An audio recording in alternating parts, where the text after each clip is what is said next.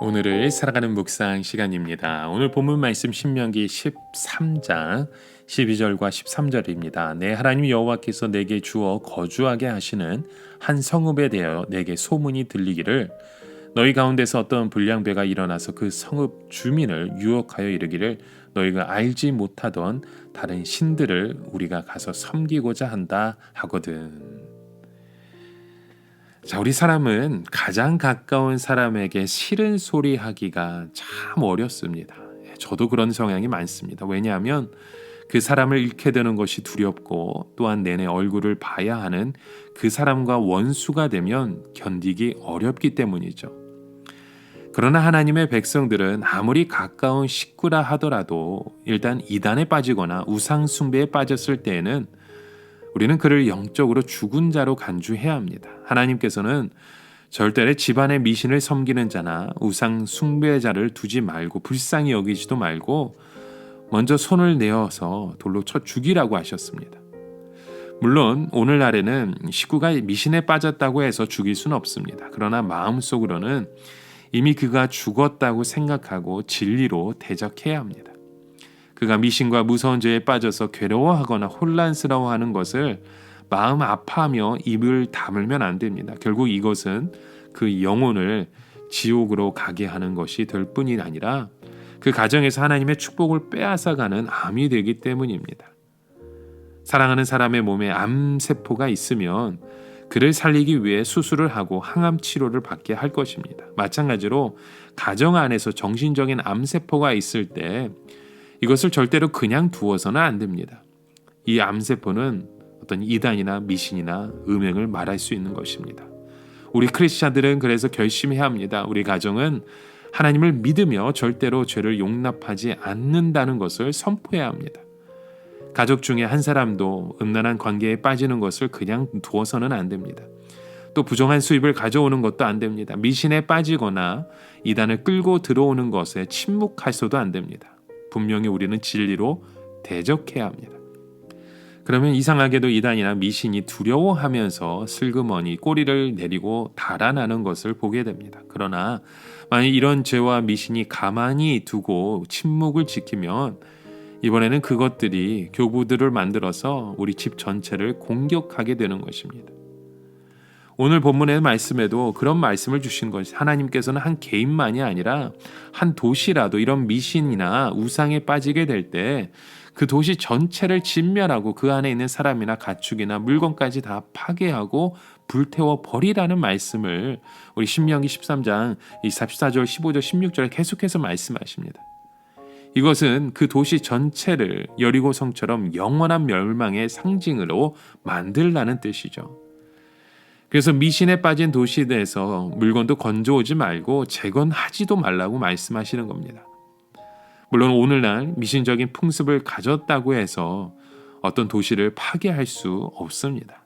그러나 적어도 나의 영역 안에서는 미신적인 행위나 습관을 방치해서는 안 됩니다. 그래서 하나님은 이스라엘 백성들이 분명히 알아야 될 것, 하나님께서 왜 우리를 애굽에서 구원하여 내셔서 이 가나안 땅에 들어오게 하셨나 하는 것을 끊임없이 질문하시는 겁니다. 그것은 그들이 물질적으로 잘 살게 하시려는 것이 아니었고 미신과 우상이 지배하는 세상에 하나님의 사랑의 빛을 비추시기 위해서였습니다.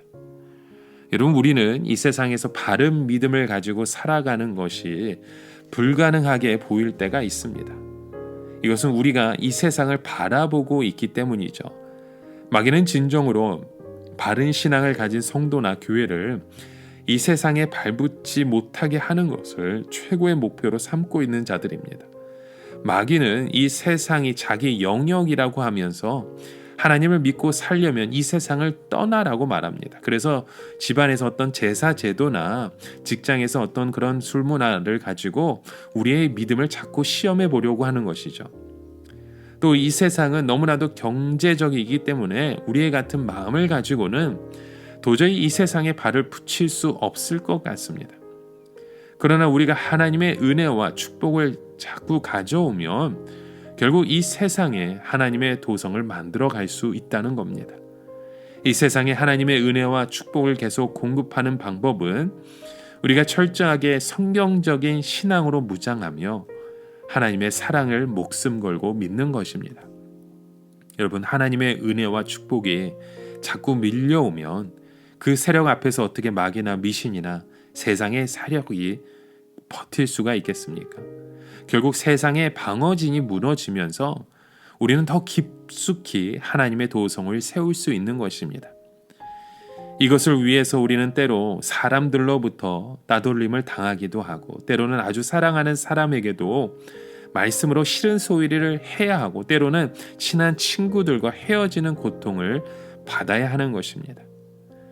하나님께서 우리에게 약속하신 것은 우리의 미래가 우리의 아버지 되어 주시는 하나님의 손에 붙잡혀 있다는 것입니다. 미래가 우리의 아버지의 것인데 무엇 때문에 우리가 미래를 두려워하겠습니까? 우리가 바른 믿음으로 나아간다면 하나님은 우리의 미래를 축복해 주실 것입니다. 그러나 우리가 그 미신에 빠지고 믿지 않는 사람들의 말을 듣고 두려움에 빠진다면 우리의 미래는 사탄에 의해 발목에 잡히는 것입니다. 우리는 일체 미신적인 그런 사상이나 말을 두려워해서는 안 됩니다. 오직 하나님의 말씀만을 가지고 나아갈 때 우리의 그 미래 또한 하나님께서 열어주시고 우리를 통해서 함께 역사해 주시는 하나님의 축복된 자녀가 되는 줄 믿습니다. 오늘 하루도 그런 하나님의 복에 거하는 저와 여러분의 삶이 되시길 주님의 이름으로 간절히 축원합니다. 함께 기도합니다. 참 좋으신 하나님, 오늘도 우리의 삶의 여정 속에 주시는 하나님의 소망으로 하나님의 축복된 말씀으로 걸어가길 원합니다. 세상의 유혹 속에, 그런 미신 속에, 두려움 속에 빠지는 우리의 고백이 아닌 주 예수 그리스도의 이름으로 하나님 앞에 자유함을 누릴 수 있는 귀한 주의 백성 되게 하여 주시옵소서.